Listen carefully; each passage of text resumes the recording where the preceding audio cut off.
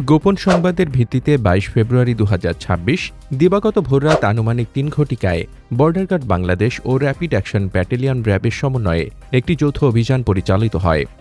অভিযানটি পরিচালনা করে Sarail battalion ২৫ BGB এর অধীনস্থ সিঙ্গারবিল বিওপি ব্রাহ্মণবাড়িয়া জেলার নলগড়িয়া এলাকায়। অভিযান চলাকালে সীমান্ত পিলার ২০১৮/এমপি হতে আনুমানিক ১ কিলোমিটার বাংলাদেশের অভ্যন্তরে একটি স্থানে মাটি খুঁড়ে পুঁতে রাখা ৫টি ড্রাম উদ্ধার করা হয়। ড্রামগুলো তল্লাশি করে সর্বমোট ৬০ কেজি ভারতীয় গাঁজা জব্দ করা হয়, যার আনুমানিক সিজার মূল্য ২,১০,০০০ টাকা।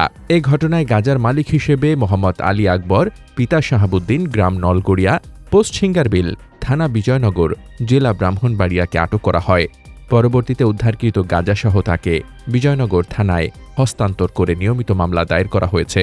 উল্লেখ্য, সরাইল ব্যাটালিয়নের দায়িত্বপূর্ণ হবিগঞ্জ ও ব্রাহ্মণবাড়িয়া জেলার সীমান্তবর্তী এলাকায় ভারত থেকে অবৈধ মাদকদ্রব্য প্রবেশ রোধে বিজিবি কঠোর অবস্থানে রয়েছে। সীমান্ত এলাকায় চোরাচালান প্রতিরোধে এ ধরনের অভিযান ভবিষ্যতে অব্যাহত থাকবে বলে সংশ্লিষ্ট কর্তৃপক্ষ জানিয়েছে। মোহাম্মদ শামীম রেজা, দৈনিক খোলা চোখ।